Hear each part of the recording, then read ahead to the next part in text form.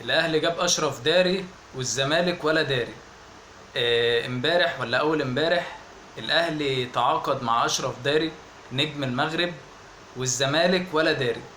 بجد والله يعني انا مش عارف الزمالك هيعمل ايه بجد والله العظيم.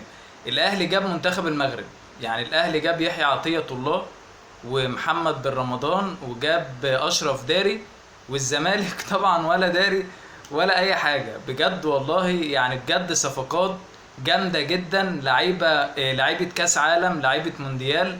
خلاص الاهلي بقى منتخب المغرب، يعني خلاص نقدر نقول كده ان الاهلي بقى منتخب المغرب.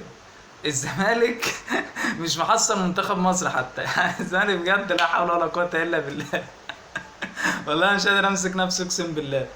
بجد يعني الاهلي جايب صفقات بجد والله العظيم. يعني انا بجد يعني طلعت عشان اقول لكم لا بجد صفقات جميلة جدا. اعتقد ان ماتش السوبر ده الزمالك يعني زي ما بيقولوا كده هيتهان فيه، بالبلدي يعني كده بالبلدي هيتهان فيه، هيتهان في ماتش السوبر ده بجد.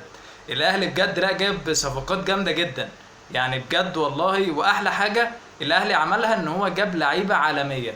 خلاص بقى انت سبت بقى، سيبك بقى من لعيبه الكسر. وطارق السيد طالع يقول لك لعيبه بروميسنج ومش بروميسنج. لا مفيش يا حبيبي لا بروميسنج ولا مش بروميسنج. احنا عايزين لعيبه سوبر، عايزين لعيبه منتخبات، عايزين لعيب يجي يفيد النادي الاهلي بجد والله ويفيد الفرقه.